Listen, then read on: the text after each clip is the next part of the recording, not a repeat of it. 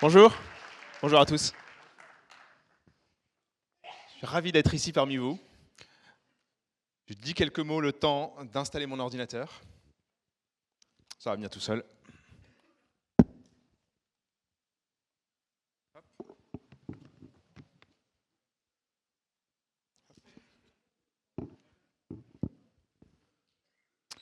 Et voilà.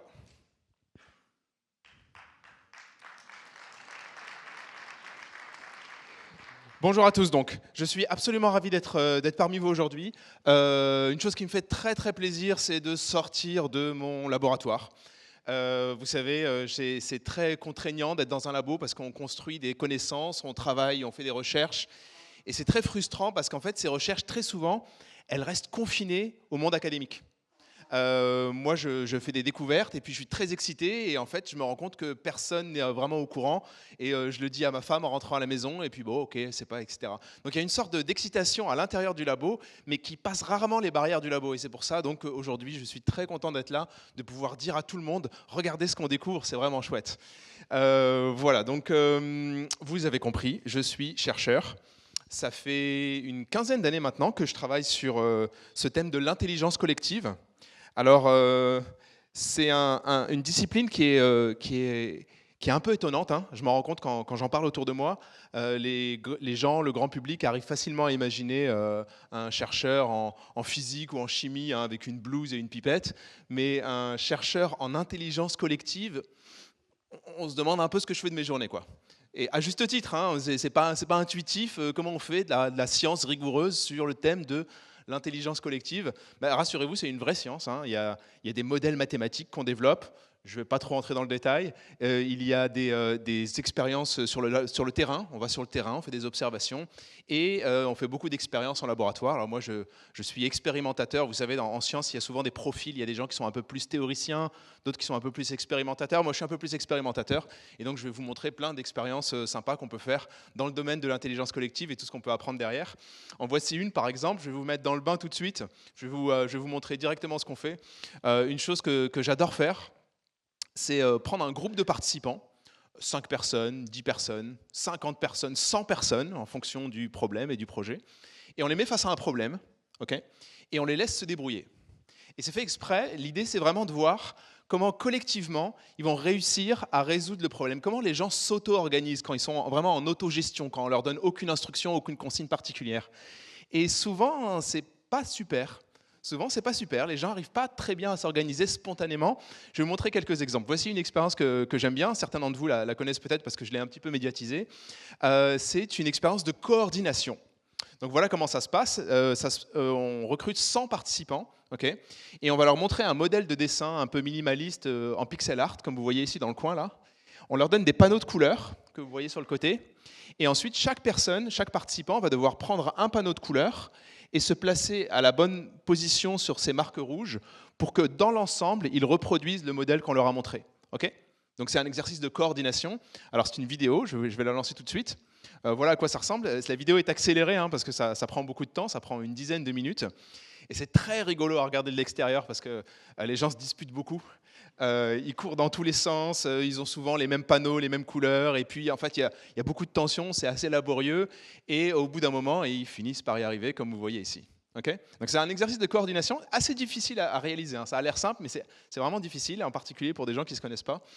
Et avec ça, on fait plein d'études, on fait plein de petites analyses, on analyse les résultats. Voici par exemple ce qu'on peut observer avec un groupe de 100 participants, toujours le même, qui fait cette expérience 8 fois de suite, avec des modèles différents. Donc on a un groupe qui vient, on leur montre un modèle, puis un deuxième, puis un troisième, et à chaque fois on mesure le temps de réalisation comme une mesure de performance. On regarde combien de temps ils ont mis. Okay, et cette courbe, elle est très intéressante. Vous voyez qu'au début, là, c'est très laborieux, ils n'y arrivent pas du tout, ils mettent plus de 10 minutes pour y arriver. Et puis la deuxième fois, pareil, et la troisième fois, pareil, et puis à un moment, il se passe un truc, et d'un seul coup, hop, ça commence à aller beaucoup plus vite. D'un seul coup, ça roule. Vous pouvez deviner ce qui s'est passé là, pendant la phase de transition? Quelqu'un a une intuition? Oui, dis-moi. Quel rôle en particulier? Ouais. Ouais. Vous entendez quand vous parlez ou je répète? Moi, je peux répéter, hein. Il dit il y a des rôles qui se dégagent, et quel rôle en particulier? Ben, peut-être un rôle de chef, quelque chose comme ça. C'est exactement ce qui se passe. C'est-à-dire qu'au bout d'un moment, il y a une personne dans le groupe qui en a un peu marre de tout ce bazar. Qui commence, ça fait 3 ou 4 fois que ça dure 10 minutes et il se crie dessus, etc. Et qui va prendre la parole de manière un peu autoritaire et qui va dire, OK, stop, tout le monde, arrêtez de courir dans tous les sens, écoutez-moi. Toi, tu prends ce panneau et tu vas ici. Toi, tu prends ce panneau, tu vas ici, toi, etc. Et là, d'un seul coup, ça commence à aller beaucoup mieux. Une chose qui m'épate, c'est que les autres obéissent. À chaque fois, je trouve ça hallucinant. C'est-à-dire qu'à un moment donné, il y a quelqu'un qui commence à donner des ordres et les 99 autres, ils sont là, ouais, d'accord, on va faire comme tu dis. Et finalement, ça marche. Conceptuellement, c'est comme si l'ensemble du problème, c'est un problème de coordination, c'était d'un seul coup centralisé dans un seul cerveau. Et les autres deviennent des exécutants. D'accord ? Donc il y avait un problème à résoudre, et finalement, une personne prend en charge tout le problème, fait la résolution du problème dans sa tête, et dispatche les rôles pour que les autres exécutent, et là, ça commence à marcher. Okay ? On peut représenter ça de manière un peu différente, avec un graphique comme ça, on appelle ça un sociogramme. Ce que vous voyez ici, c'est que chaque point est une personne, okay, un participant donc, et 2 points sont connectés par un trait s'ils ont échangé de l'information, s'ils se sont parlé. Okay. Pour le premier modèle, les sociogrammes ressemblent en général à ça, c'est-à-dire qu'ils sont assez plats. Et pour le dernier modèle, le 8e, le sociogramme ressemble à ça. Donc vous voyez clairement le leader qui a émergé en plein milieu, donc c'est le gros point rouge, et cette personne centralise en quelque sorte la communication, elle centralise la résolution du problème. Plusieurs choses intéressantes ici. D'une part, c'est systématiquement le cas. C'est-à-dire que tous les groupes qu'on a observés qui font cette expérience finissent toujours par s'organiser comme ça. Okay ? Ça prend plus ou moins de temps. Pour certains groupes, c'est immédiat dès le premier modèle. Pour d'autres, il faut attendre plus longtemps. Mais à la fin, de toute façon, ils vont finir par se centraliser autour d'un leader. Deuxième chose intéressante, si une fois qu'ils sont dans cet état-là, vous prenez ce gros point rouge là et vous l'enlevez de l'expérience, vous lui dites, OK, à partir de maintenant, tu ne participes plus, ce qui va se passer immédiatement, c'est que quelqu'un d'autre va prendre sa place. Okay. Puis vous enlevez celui qui vient d'arriver, un troisième va prendre sa place, etc. C'est comme s'il y avait une sorte d'attracteur naturel chez nous, dans notre culture, vers la centralisation de la résolution du problème. Les gens me le disent, hein, les participants me le disent après l'expérience, ils me disent, mais de toute façon, il n'y a pas le choix, quoi. C'est comme ça, on a besoin d'un chef pour résoudre ce problème, sinon il n'y a pas d'autre solution. C'est hyper intéressant parce que, dans le fond, si on y réfléchit, c'est très culturel, hein. C'est très culturel le fait de vouloir se centraliser, c'est-à-dire que nos participants, finalement, ils reprennent des modèles qu'ils ont vus dans la société autour d'eux et ils se disent « Ah oui, tiens, moi je sais qu'on peut s'organiser comme ça » et donc ils le font.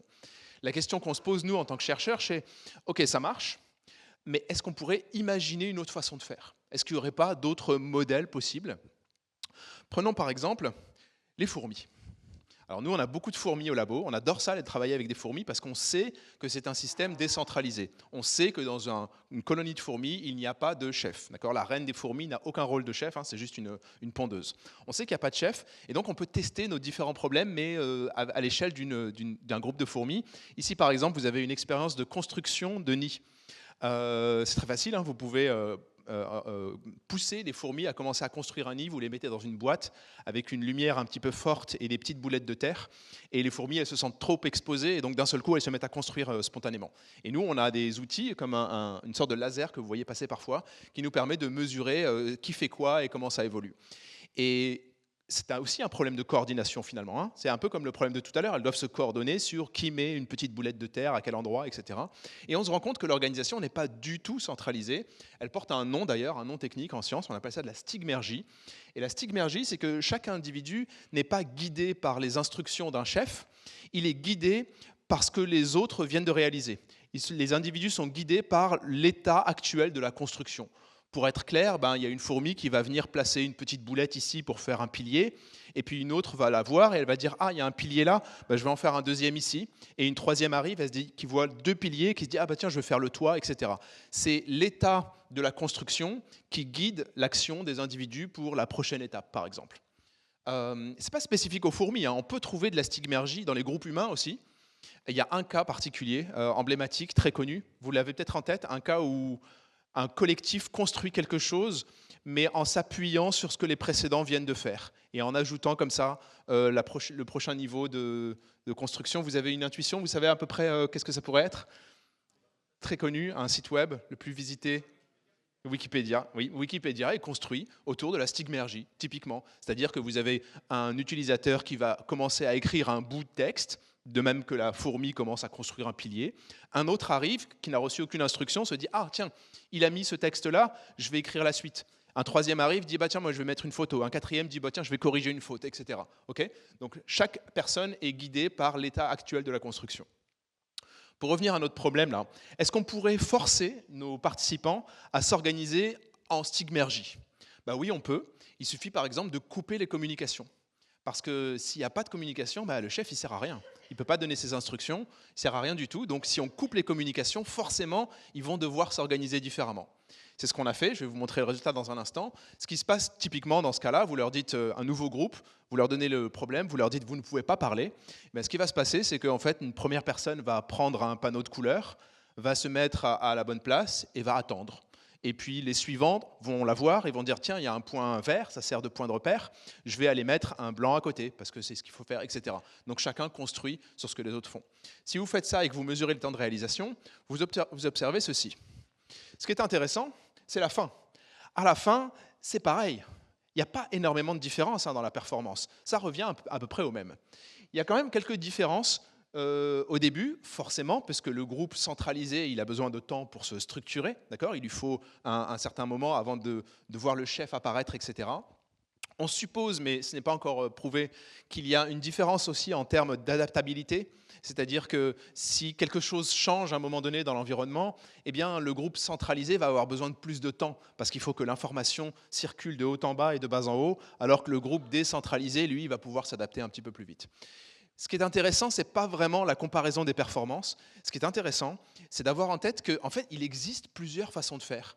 Et les participants, humains donc, n'avaient pas du tout cette intuition en tête. Pour eux, il y avait juste une voie possible. Mais en fait, nous, on se rend compte que non, il existe plusieurs modèles, plusieurs approches, plusieurs organisations possibles. Okay ? Donc c'est le genre d'expérience qu'on aime bien faire. On met les gens face à un problème, on regarde comment ils se débrouillent, ensuite on va regarder des systèmes différents, par exemple les insectes sociaux, ensuite on fait un petit peu de modélisation, et dans l'ensemble on crée de la connaissance comme ça sur comment on s'organise, comment on peut résoudre des problèmes ensemble. Je vous montre un deuxième exemple que j'aime bien, c'est une expérience qu'on appelle l'expérience du porteur de piano. Et en gros, vous avez cet objet un peu volumineux là, et il faut le faire passer par 2 portes consécutives. Mais bon, c'est un peu difficile, il faut trouver la séquence de rotation et de mouvement qui va bien pour le faire passer. Vous donnez cet exercice à une personne seule, elle y arrive sans problème. Il faut tâtonner un petit peu, on se débrouille un peu, mais n'importe qui, n'importe lequel d'entre nous y arrivera sans problème. Vous donnez cet exercice à un groupe, c'est l'enfer. Ils n'arrêtent pas de se disputer. Parce qu'en fait, c'est dur de faire ça en même temps. En plus, ils sont chronométrés, ils doivent se dépêcher. C'est dur de faire ça ensemble, parce que les gens ont des idées différentes et donc ils se crient un petit peu dessus, etc. De manière très intéressante, on peut faire la même expérience avec des fourmis. Donc, cette fois, à l'échelle, vous prenez une fourmi, vous lui donnez le petit objet là, et vous lui dites, alors vous lui dites pas de faire passer l'objet, on ne peut pas lui parler, mais en fait nous ce qu'on fait c'est qu'on va enduire ce petit objet de nourriture, on le met en fait dans la nourriture pour chat, dans un pot de pâté pour chat, et on le pose et en fait la fourmi pense que c'est un truc à manger, donc elle essaie de l'amener au nid. C'est comme ça qu'on s'arrange pour le faire passer. Bref, vous donnez cet exercice à une fourmi seule, elle n'y arrivera jamais. Elle va tâtonner aussi, mais comme elle a une mémoire qui est plus limitée que la nôtre, en fait, elle va réessayer encore et encore, toujours les mêmes solutions, elle ne va jamais y arriver. Okay ? Vous donnez cet exercice à un groupe de fourmis, elles y arrivent très bien, étonnamment. C'est exactement l'inverse des humains. Les humains, ils y arrivent bien seuls, mais pas en groupe. Les fourmis, elles n'y arrivent pas seules, mais elles y arrivent très bien en groupe. Ça prend un petit peu de temps, mais elles y arrivent très bien. Et en fait, quand on analyse un petit peu ce qui se passe, hop, allez, voilà, c'est passé. Et quand on analyse un petit peu ce qui se passe, bravo les fourmis. Quand on analyse un peu ce qui se passe, on se rend compte que finalement les fourmis, elles ne parlent pas, et il n'y a pas de chef qui donne ses instructions. Ce qu'elles font, c'est juste que c'est une sorte de vote, mais pas une vote avec pas un vote avec un bulletin dans une urne, un vote par poussée majoritaire.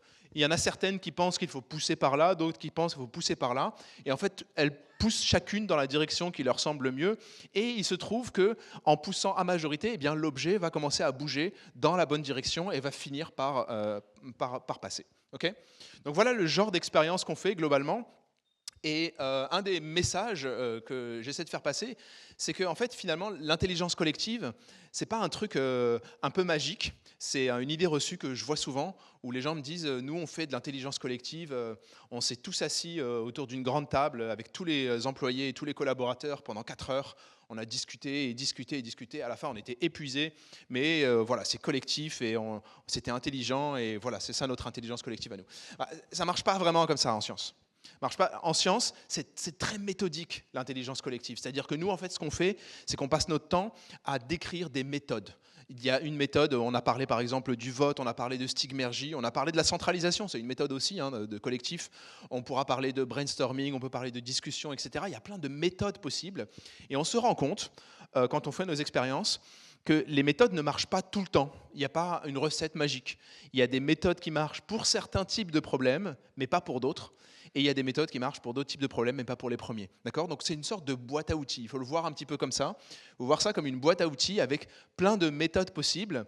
Et toute la subtilité, tout l'art du truc, c'est vraiment de choisir la bonne méthode au bon moment. Et si on choisit la bonne méthode au bon moment, ben, on va pouvoir réussir à extraire quelque chose de notre collectif.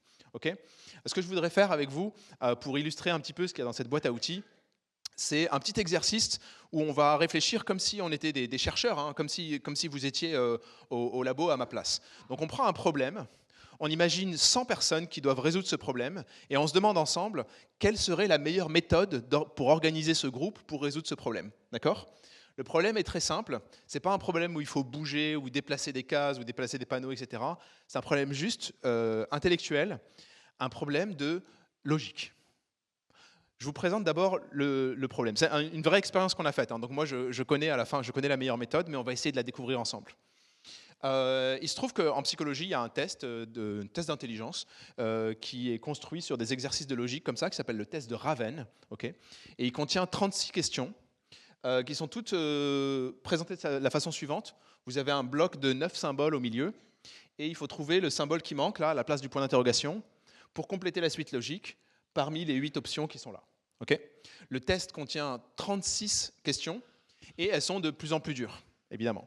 La première est fastoche, c'est celle-là. Elle est vraiment facile. Hein. Vous avez trouvé la bonne réponse ? Montrez-moi avec vos doigts la bonne réponse. Ouais, c'est bien. Vous êtes plus réactifs que mes étudiants en master, qui mettent un petit peu plus de temps à répondre. Oui, la première est fastoche, mais à mesure qu'on avance, ça devient de plus en plus dur. Par exemple, la suivante, je pense que c'est déjà moins rigolo. Voilà. Mais restez avec moi, n'essayez pas de résoudre le test. C'est pas le but de la conf. Restez avec moi. Et on imagine qu'on a 100 personnes. Il y a 36 questions dans ce test. Et ce qu'on aimerait faire, c'est avoir le meilleur score possible sur 36 en utilisant le cerveau, l'intuition, etc. de 100 personnes, disons, prises au hasard dans la population. Comment on fait pour les organiser ? C'est quoi la meilleure technique d'organisation ? J'aimerais vraiment vous entendre sur ça, que vous me disiez, ben, moi je les mettrais comme ceci, ou moi je ferais comme ça, etc.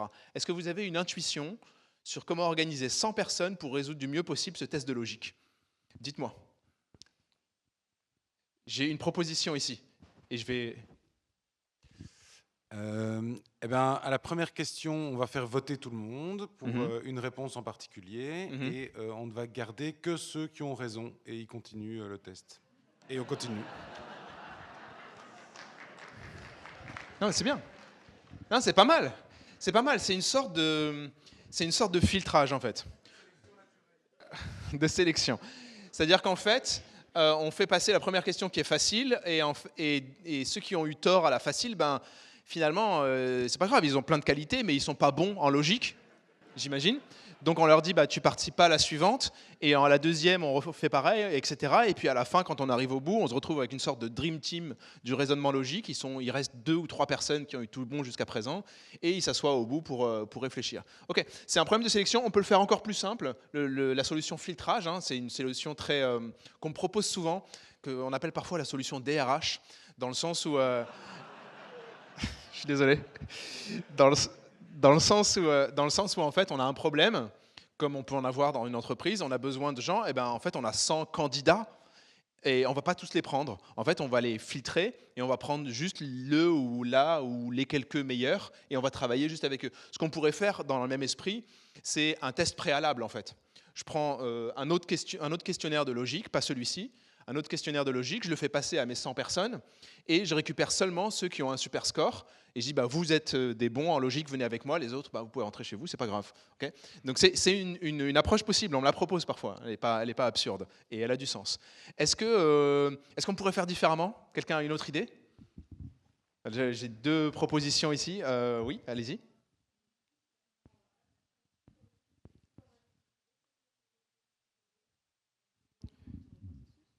Ok, donc c'est une sorte de grande discussion où...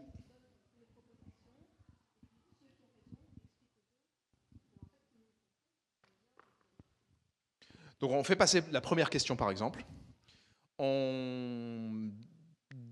Comment on décide sur la première question déjà? On n'a pas encore la réponse, on ne peut pas vraiment expliquer quoi que ce soit. Comment on fait pour avoir une réponse collective sur la toute première qui est ici, par exemple? Bon, ok. L'idée c'était un peu d'expliquer, mais on a un problème de temporalité. Et après on refait un deuxième tour. Okay. Au premier tour, chacun explique, okay. Et puis la deuxième fois... Donc, par exemple, si vous êtes les 100 participants, je mets ça à l'écran, et puis, en fait, vous discutez, et ceux qui ont des idées, ils expliquent. Bah, moi, je pense que c'est la réponse 3, parce qu'il y a un rond avec quelqu'un d'autre dit non, moi, je pense que c'est plutôt la 5, et on discute comme ça, et au bout d'un moment, il y a une réponse consensuelle qui va se dégager, c'est ça? Ok. Allez, j'en prends une dernière. Quelqu'un a une dernière intuition? Ouais, une dernière intuition, et après, je vais vous donner les plus... Avec un système de vote?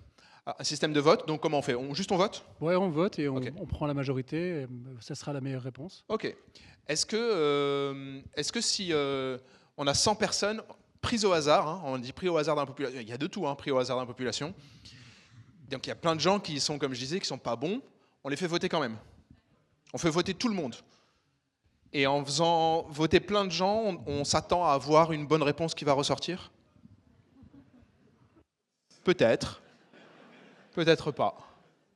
Ok. Permettez-moi d'avancer un petit peu, d'accord? Permettez-moi d'avancer un peu. Voici ce qu'on me propose souvent, et c'est exactement en gros les 3 choses que vous avez proposées. La première, on me dit, bah, moi j'organise une grande discussion, un débat. Parce que voilà, on a un problème, ben, j'affiche la question 1, je laisse les gens discuter, on se met d'accord, on parle. Puis ensuite, une fois qu'on est d'accord, on valide la réponse, on continue avec la deuxième, puis la troisième, et jusqu'à arriver à la 36e, la plus dure. Ça marche ça à votre avis? Pas terrible. Ça marche pas terrible. Ça marche pas terrible pour une raison. Prenez 100 personnes, organisez un grand débat comme ça, je vous garantis, il y en a 90 qui n'ouvrent pas la bouche. 90 qui n'ouvrent pas la bouche. Parce qu'ils sont un peu timides, parce qu'ils n'ont pas encore la réponse, peut-être qu'ils ont besoin de plus de temps, ou parce qu'ils n'ont pas envie de participer. Ils sont là, ils n'ont pas envie, ben c'est pas grave. Voilà.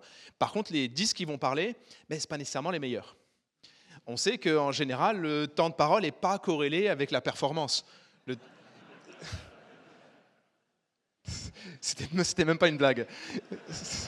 C'est vrai, c'est un fait. Le temps de parole reflète notre extraversion, à quel point on est à l'aise socialement, etc. Il ne reflète pas nécessairement si on est bon ou pas bon. Okay. Et donc, en fait, en organisant un grand débat, en fait, vous allez en quelque sorte filtrer votre groupe, mais vous n'allez pas le filtrer sur la base de la compétence, vous allez le filtrer sur la base de la confiance en soi, et ça va donner des résultats un peu mitigés. Okay, ça ne va pas marcher super bien. Ce qu'on me dit aussi souvent, c'est dans le même ordre, le filtrage. On me dit, bah, moi j'ai 100 personnes, mais j'ai pas besoin de 100 personnes, surtout que là, il y a à boire et à manger dans les 100, on les a pris au hasard et tout. Donc moi, ce que je fais, c'est qu'en fait, je filtre, je demande aux 100 qui est bon en logique. Il y a 3 personnes qui lèvent la main. Ok, venez avec moi. Les autres, bah, rentrez chez vous. On va travailler juste avec les 3 qui se sont dit bons en logique. Il y a un problème dans ce raisonnement, c'est l'auto-évaluation. L'auto-évaluation, ça marche pas. Par exemple, on connaît l'effet Dunning-Kruger. Exactement pour le test de Raven, le même test. Ils ont demandé à un grand nombre de participants d'évaluer à l'avance leur performance. C'est la courbe noire que vous voyez là, qui veut dire en gros que tout le monde se voit un peu au-dessus de la moyenne. Ensuite, ils prennent les mêmes personnes et ils leur font passer le test. Et ce qu'on observe, c'est que ceux qui ont un résultat très mauvais au test, en fait, ils se voyaient un peu au-dessus de la moyenne.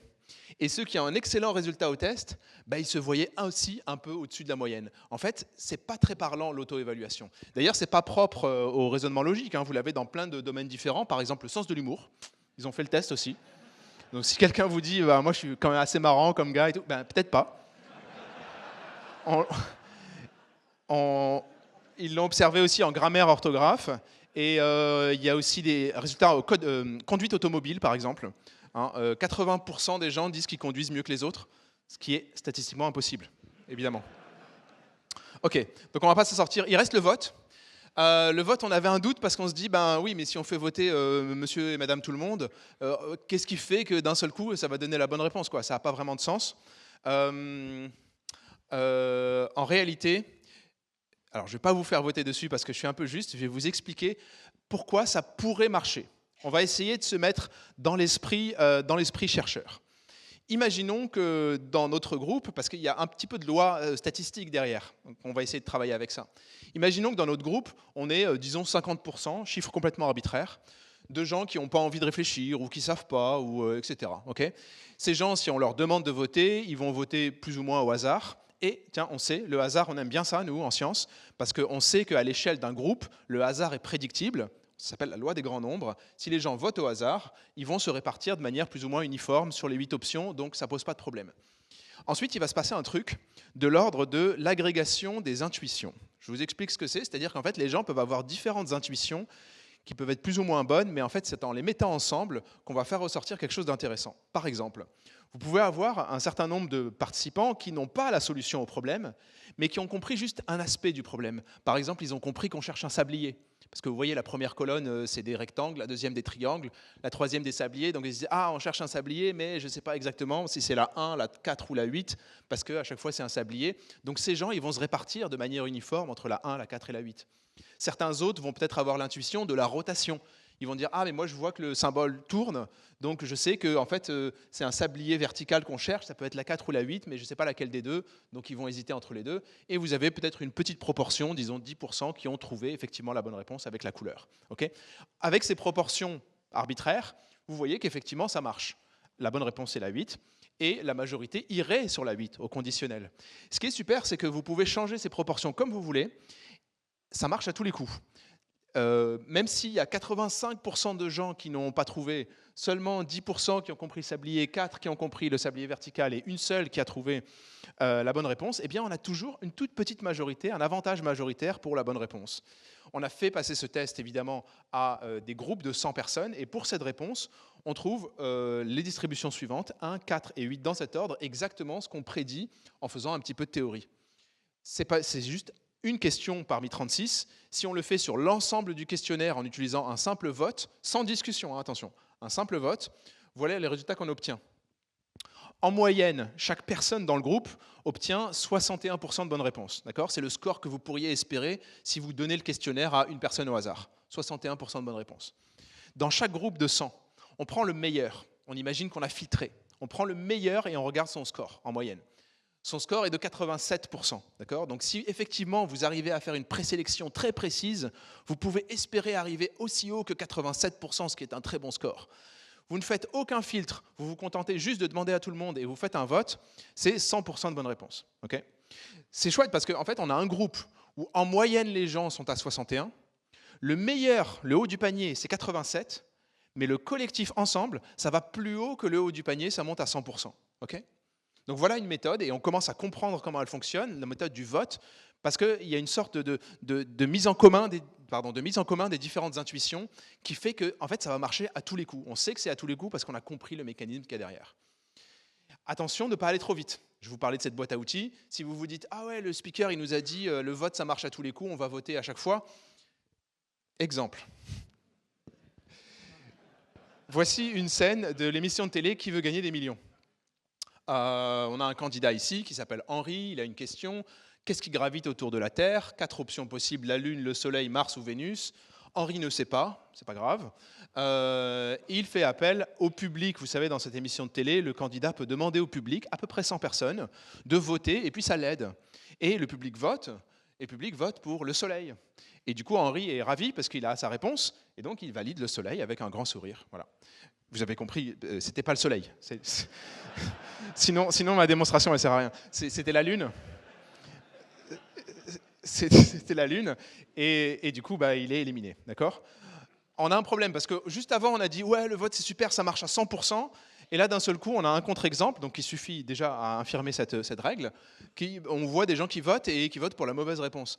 Alors, pas se moquer du public de qui veut gagner des millions, je peux vous faire voter sur des questions en apparence très simples, et je vous garantis que la majorité va se planter. On le fait beaucoup avec des questions, des quiz capitales, on fait ça en expérience. Vous demandez à des gens quelle est la capitale de la Côte d'Ivoire, c'est Abidjan, c'est évident. La capitale de la Turquie, c'est Istanbul, évidemment. Et la capitale de l'Afrique du Sud, c'est Johannesburg, tout le monde le sait. Non, ce sont 3 mauvaises réponses, mais c'est ce que vous obtenez en majorité quand vous demandez à des gens, d'accord ? Les gens se trompent, les bonnes réponses sont indiquées en vert. Donc on voit qu'il y a un type de problème différent. Effectivement, ce n'est pas le même genre de problème, ce n'est pas le même genre de fonctions cognitives qui sont mis en jeu. On n'est plus dans un raisonnement logique, on est dans ce qu'on appelle de l'agrégation de connaissances. Et d'un seul coup, le vote ne marche plus aussi bien parce qu'il y a des questions pièges. Les questions pièges, c'est un gros problème parce que la majorité tombe toujours dans le piège. Okay ? Ce n'est pas juste quelque chose qui est lié au quiz capital parce que ça n'a pas vraiment d'impact. Par exemple, en politique, la démagogie, c'est une forme de piège et ça marche très très bien. Okay ? Donc s'il y a un candidat ou une candidate à une élection qui est démagogue, eh bien cette personne va attirer plein de voix parce que c'est une forme de piège, c'est une option qui a l'air chouette, mais en fait qui n'est pas terrible. D'accord ? C'est pareil ici. Nous, on fait des applications dans le domaine médical. À nouveau, c'est plus sérieux que les capitales. Je vous montre un petit projet ici. On a recruté 40 dermatologues. On leur montre des photographies de lésions. Je les ai floutées ici parce que ce n'est pas très joli. Des photographies de lésions cutanées. On leur demande, à votre avis, est-ce que c'est une lésion cancéreuse ou pas cancéreuse ? Aux 40 dermatologues, on leur demande. Okay ? Et on regarde ensuite les statistiques et on espère qu'en utilisant la majorité, eh bien, on va réussir justement à faire ressortir une forme de vérité et réduire les erreurs de diagnostic. À l'échelle d'un seul dermatologue, on obtient 63% de bonnes réponses. C'est faible, mais l'exercice est difficile pour eux. 63% de bonnes réponses. On est un peu excité parce qu'on se dit « Ah oui, c'est comme le test de Raven, donc maintenant je vais prendre la majorité sur 40, je monte à 100% et j'aurai résolu un vrai problème médical. Pour une fois, j'aurai fait quelque chose d'utile pour la société. » On prend la majorité et ben non.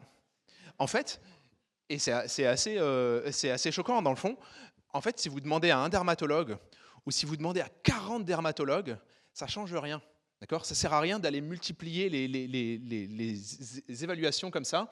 40 dermatologues font comme un dermatologue. Et la raison, c'est la même. C'est-à-dire que des fois, il y a des patients qui ont des cas qui sont un peu piégeux. C'est-à-dire qu'il y a des éléments dans le dossier du patient qui font croire à une option alors que c'est l'autre.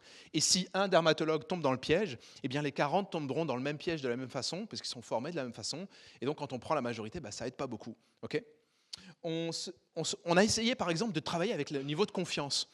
Où on s'est dit, ah ouais, mais si je leur demande leur niveau de confiance, peut-être que je vais réussir à dégager ceux qui ont vu le piège et qui ont réussi à le contourner. Okay ? On leur demande leur niveau de confiance et on fait un nouveau vote, par exemple, seulement avec ceux qui ont la confiance maximum, en se disant là, on va réussir à faire quelque chose. Non, ça ne marche pas beaucoup mieux. Ou bien une autre forme, c'est un vote pondéré par la confiance. Bon, ça ne marche pas beaucoup plus non plus. Le degré de confiance, il n'est pas utile en général. En général, parce que imaginez par exemple la capitale de la Côte d'Ivoire qui n'est pas Abidjan. Les gens qui répondent Abidjan, ils sont sur 2 forcément, parce que ça a l'air évident. Et ceux qui répondent Yamoussoukro, qui est la bonne réponse, ils sont sur 2 aussi. Donc finalement, le degré de confiance qui est exprimé, ce n'est pas un indicateur de précision. Ça ne marche pas très très bien. Okay ? Il y a un chercheur qui a trouvé la solution à ce problème, un chercheur que j'aime beaucoup qui s'appelle Drezen Prelec. Il a un projet qu'il a commencé en 2007 qui s'appelle en anglais Finding the Truth When Everybody's Wrong, donc trouver la bonne réponse quand tout le monde se trompe, super titre, j'adore. Et en 2017, il a trouvé la réponse. Donc il a fallu quand même 10 ans pour élaborer une méthode d'intelligence collective qui permet d'extraire la bonne réponse quand la majorité se trompe. Il a travaillé sur plein de domaines différents où la majorité est connue pour se tromper. Il y a ce domaine-là en particulier que j'aime bien, c'est l'évaluation d'œuvres d'art. Donc en fait, vous montrez une œuvre d'art à un groupe de participants et vous leur demandez est-ce que cette œuvre vaut moins de 1 000 $ ou plus d'1 million ? Okay ? C'est très piégeux ça. Moi par exemple, néophyte, celle de gauche, je me dis ça a l'air assez profond, ça doit probablement être plus d'1 million. Celle de droite, pas terrible, je dirais moins de 1 000 $. D'accord ? Évidemment, c'est la mauvaise réponse, c'était l'inverse. Okay ? Donc c'est très facile de faire planter la majorité avec des évaluations d'œuvres d'art. Dans tous ces domaines, on peut utiliser une méthode qui fonctionne super bien. Je vous la montre. C'est une méta-majorité. une majorité un peu particulière. On va poser à tous les participants 2 questions. La première, c'est celle pour laquelle on veut la réponse. Par exemple, Madrid est la capitale de l'Espagne, vrai ou faux? Okay. La deuxième, un peu plus subtile, c'est une question de métacognition. Vous demandez aux gens, à votre avis, que vont répondre les autres? C'est étonnant ça. Pourquoi c'est utile de faire ça? Exemple avec cette question très simple. Madrid, capitale de l'Espagne, les gens répondent vrai. Que vont répondre les autres? Les gens répondent vrai. Donc si vous comparez la distribution de réponses à ces 2 questions, vous obtenez quelque chose qui est très semblable, forcément.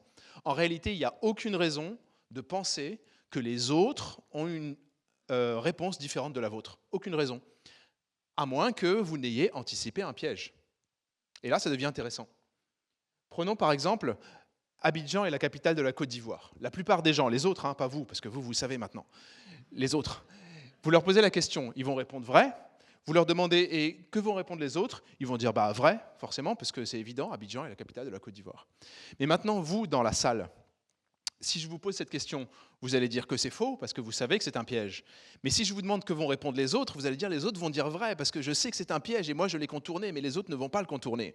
Cette fois-ci, vous comparez la distribution de réponses aux 2 questions, et vous voyez une anomalie. Les 2 distributions ne sont plus identiques. Eh bien ça, c'est un signe que c'est la minorité qui détient la bonne réponse. Et dans ce cas-là, il faut choisir l'option choisie par la minorité. Dreesen-Prelec applique cette technique à tous les domaines que vous avez sur le côté, y compris le domaine médical. Donc lui, il a réussi. Et c'est la méthode qui marche le mieux jusqu'à présent pour toutes les questions d'agrégation de connaissances, donc où il y a un piège. Alors vous n'avez pas besoin de le faire si vous voulez l'appliquer, vous n'avez pas besoin de le faire avec un questionnaire, hein, mais vous pouvez avoir en tête cette approche un peu particulière où en fait si vous allez en métacognition, donc demander aux gens ce que pensent les autres, en fait vous pouvez d'une certaine manière arriver à contourner les cas un peu piégeux où la majorité va se tromper. Okay. Je voudrais, pour conclure, vous parler d'un outil particulier qu'il y a dans cette boîte à outils, un outil qui nous parle à tous parce qu'on s'en sert tout le temps. On a vu qu'il y avait donc ce vote majoritaire, la méta-majorité, le filtrage, la stigmergie, etc. Il y a plein d'outils dans cette boîte. Il y a un outil en particulier qui est quand même très très commun, c'est la discussion libre. Okay. On fait ça en permanence. On passe notre temps à s'asseoir autour d'une table et à discuter. Et la question c'est, est-ce que cet outil fonctionne bien? Et si oui, pour quel problème? Et là, tout de suite, on se dit, là, j'ai envie de savoir parce que je suis en réunion 4 fois par jour et je veux savoir si c'est utile. On fait des expériences à ce sujet. On recrute des groupes de participants un peu plus petits cette fois-ci, en général entre 4 et 6 personnes. On les assoit autour d'une table, on leur donne un problème et on leur dit vous êtes libre, vous pouvez en parler autant que vous voulez, vous discutez et vous vous mettez d'accord sur une réponse. Okay. Et ça, c'est juste pour vous montrer qu'on varie les types de problèmes. On ne choisit pas nos problèmes au hasard. Il existe une classification, une taxonomie de problèmes. Et donc, on va aller passer tous les types de problèmes les uns derrière les autres comme ça pour voir si ça marche bien ou si ça ne marche pas. Et ce qu'on observe quand on fait ce genre d'expérience, c'est assez étonnant, c'est que des fois ça marche super bien et des fois ça ne marche pas du tout. Et ça dépend du groupe. Okay. Il y a des groupes pour lesquels la discussion est un super outil d'intelligence collective. Vous les asseyez autour d'une table et ils vont avoir bonne réponse, bonne réponse, bonne réponse, ça marche super bien. Et il y a d'autres groupes pour lesquels ça ne marche pas du tout, donc ils vont s'asseoir et puis ils n'y arrivent pas, c'est la mauvaise réponse en permanence, etc. Pourquoi? Question importante. Pour certains groupes, c'est un bon outil, et pour d'autres groupes, ce n'est pas un bon outil. Eh bien, il se trouve que quand ça ne marche pas, on observe énormément de petits biais, des biais cognitifs, des biais de discussion, et quand ça marche bien, on n'observe pas ces biais. Okay. Donc en fait, la présence de biais pendant la discussion, et évidemment, je vais vous en montrer quelques-uns, la présence de biais pendant cette discussion est déterminante pour savoir si la discussion va être efficace ou si elle ne va pas l'être. Exemple de biais, le plus commun de tous, l'inégalité du temps de parole. D'accord. Inégalité du temps de parole, vous mettez des gens autour d'une table, vous chronométrez à chaque fois que quelqu'un parle, vous les rangez du plus bavard au moins bavard, et vous allez vous rendre compte que le plus bavard, il parle vraiment beaucoup, le deuxième plus bavard un peu moins, et ensuite les autres, ils parlent très peu. Okay. Plus cette distribution est déséquilibrée, moins le groupe sera performant. Statistiquement, c'est infaillible. C'est à chaque fois, c'est un des résultats les plus solides. D'accord. Au contraire, si on observe une distribution plate, donc les gens parlent tous plus ou moins autant les uns que les autres, eh bien, c'est très corrélé avec une bonne performance collective. Okay. Donc voici un biais, l'inégalité du temps de parole, qui est corrélé avec la performance. Un deuxième biais peut-être, l'effet d'ancrage. L'effet d'ancrage, c'est un problème aussi, en particulier dans tous les problèmes qu'on leur donne sur évaluer une grandeur. Donc les gens doivent évaluer, par exemple, la distance entre deux villes ou le prix d'un produit ou quelque chose comme ça. Quand on évalue une quantité, eh bien, la première valeur qui arrive pendant la discussion va guider un petit peu la discussion. Et finalement, en fonction de celui qui a parlé en premier, eh bien, le résultat collectif va être différent. Okay, on appelle ça l'effet d'ancrage. Une des solutions contre l'effet d'ancrage, c'est que personne ne parle en premier, ce qui est un peu difficile, mais ce qu'on peut faire par exemple, c'est un vote préalable, indépendant. Avant la discussion, on vote, et on commence la discussion en regardant le résultat du vote. Donc c'est un peu comme si c'était le collectif qui avait parlé en premier, en quelque sorte. Et ça permet de contrecarrer cet effet d'ancrage. Des biais, je vous ai montré seulement 2 exemples, il en existe une dizaine. J'en ai affiché quelques-uns ici. Vous pouvez venir me parler, je pourrais vous parler de certains autres. Je n'ai juste pas le temps d'entrer dans le détail exactement. Et c'est ce biais qui cause justement les groupes, qui entraîne les groupes vers les mauvaises performances, ces différents biais. Dernière question. Comment ça se fait? Comment ça se fait qu'il y ait des groupes où il y a plein de biais et des groupes où il n'y en a pas? C'est vrai, finalement, on n'a pas vraiment résolu le problème parce qu'on met un groupe, on se dit, ah, là, il y a des biais, donc il va y avoir une mauvaise performance. Un autre, là, il n'y en a pas, donc il y aura une bonne performance. Mais comment ça se fait à la base? Est-ce qu'on peut deviner s'il va y avoir ces biais ou non, juste en regardant la composition du groupe? La réponse est oui. Il existe un critère qu'on peut observer à l'échelle individuelle qui va déterminer si le groupe va avoir des biais et donc va bien marcher ou non. Et ce critère, c'est ce qu'on appelle l'intelligence sociale. L'intelligence sociale, c'est une mesure de psychométrie. C'est un truc qu'on peut mesurer facilement avec un test. D'ailleurs, je vous montre le test tout de suite. C'est le test de lecture dans les yeux.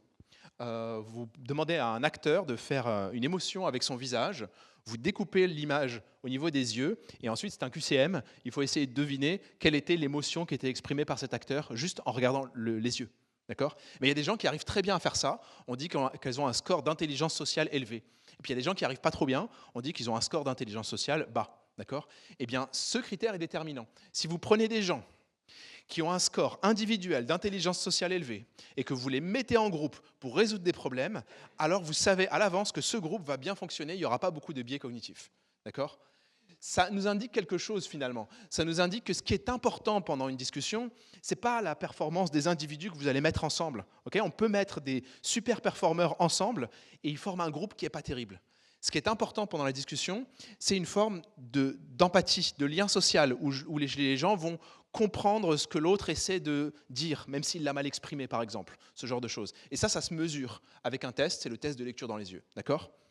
Et juste pour conclure, je vous montre ce qu'on est en train de faire en ce moment, juste pour que vous ayez un petit teaser sur l'avenir. En ce moment, on travaille sur des équipes de foot et on leur fait passer justement ce test d'intelligence sociale aux joueurs et aux joueuses. Et on fait l'hypothèse qu'en fait, dans une équipe de foot, donc de sportifs, si les joueurs ont un niveau d'intelligence sociale élevé, c'est-à-dire qu'ils arrivent à comprendre ce que les autres essayent de faire juste en regardant leurs mouvements, par exemple, ou ce genre de choses, eh bien, l'équipe jouera mieux collectivement que si les joueurs sont bons individuellement, mais pas intelligents socialement. Voilà.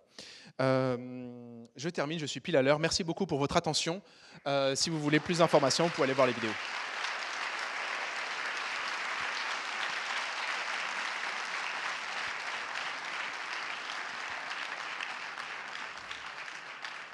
Et je reste avec vous pendant la pause et une partie de l'après-midi pour pouvoir discuter si vous voulez. Merci.